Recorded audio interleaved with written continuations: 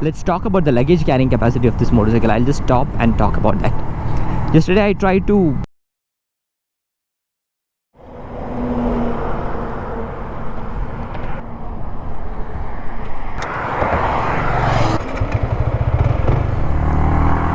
What's up YouTube? Welcome back to my channel, and in this video I'm going to talk about the touring review of this motorcycle, the MT-15. I was doing the long review of the R15 version 3 sometime back, and I remember telling this.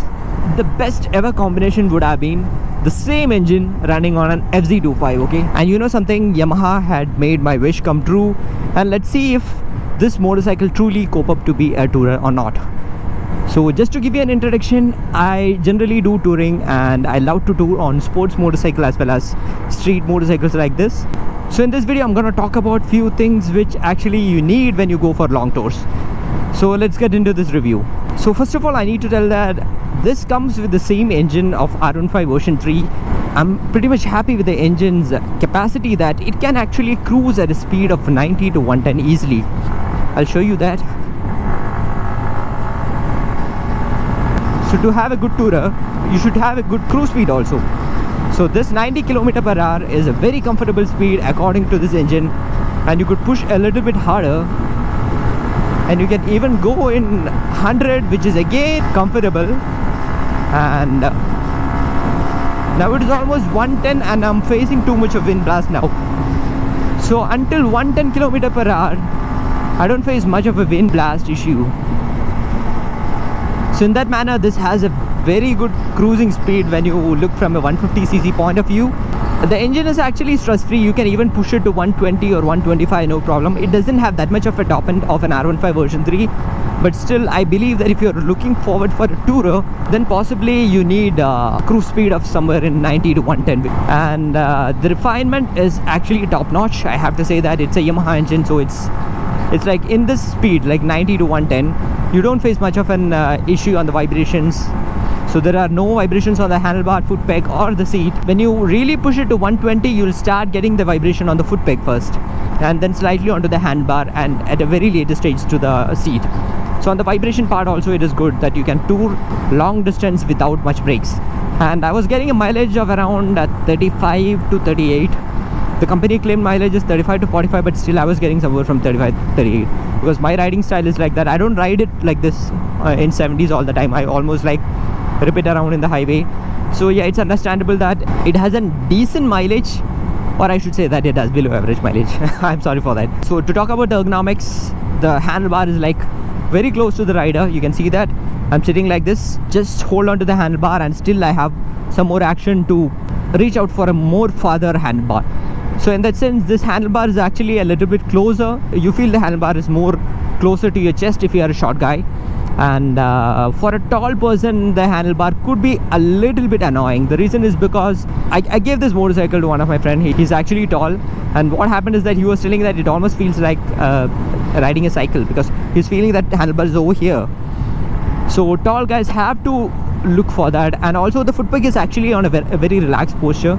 It's not like the Duke 200 or the Duke 390 riding posture, even though the handlebar feels like the Duke 200 posture, but the foot peg is not like that. On the Duke you have a little bit more rear set foot peg. On this one you have a forward set foot peg, so it is much comfortable. You can sit on this for a long duration of time. That's what I believe. And I was doing a tour yesterday and I was pretty much comfortable. I didn't had any problem, except the fact that the seat is actually a little bit harder. The seat is hard. It is wide, but it is hard. Since it doesn't carry much of a vibration from the engine side, that's okay. You can sit on this motorcycle for a longer time, but still after 200 km and all, you might need to take one break. Of course, based on the tank capacity, I think you have to take a break for your fuel. But yeah, since the seat is not that much well padded, you might have some problem on very long stretch of road. Like you try to do 800 km per day, and also based on the speed of 90 to 110, and you try to do 800 km per day, then it's a long time on the saddle. Then that will be a problem. But you could very well put a gel seat or any kind of cushion and you will feel much more comfortable. Let's talk about the luggage carrying capacity of this motorcycle. I'll just stop and talk about that. Yesterday I tried to set all my saddlebags over this and my tank bag. So unfortunately I have a magnetic tank bag, and you know what, this is completely a plastic body. So you don't have that option of keeping a magnetic tank bag on this one. So yeah, this is the seat I was talking about. The seat is actually a little bit hard. No problem, you can have it cushioned. But yeah, I was talking about the luggage carrying capacity. So tank will be a metallic tank, but the outer shell is a plastic part. So you cannot have a magnetic tank bag, but you can have a regular tank bag. But the thing is, the tank is very small, so you cannot have a bigger size tank bag. And to have your saddlebags over here, not much of space over here. I thought I could use this particular thing to tie my saddlebags, but it's not possible for me. Unfortunately, the saddlebag is not so much happy with this motorcycle. I don't know. Yeah, I was using a bungee cord from here to here, and I was tying it. So I was a little bit skeptic whether my saddlebag will go and touch the rear tire. So of course you have to make a saddle stay over here. I mean, you have to make some kind of arrangement, and you have to do that, or else you can use a tail bag if you don't have a pillion. Since I was talking about the pillion, I'll tell you that the pillion comfort on this motorcycle is average. It's not that much great because you have the same kind of a hard seat coming over there. So sitting for a long period of time, it's not that much great for a pillion. And you see this grab rail actually comes over here. So when you sit, it is almost over here. So it is not so much comfortable if the pillion wanted to grab the grab rail all the time. So that's also an issue. So touring with a pillion is not a good idea on this motorcycle. This motorcycle is actually meant for single riding. So let's keep it moving. But the best part about this motorcycle is the engine itself. Like, I'll show that to you. I'm doing some easy shift here, and the motorcycle actually could cruise from a speed of 70 km/h stress free, and could still go to 110 km/h with the same amount of refinement. So altogether, I'll tell that ergonomics wise this is brilliant, speed wise this is good, but pillion riding is not a great option, and having more luggage is also not a good option.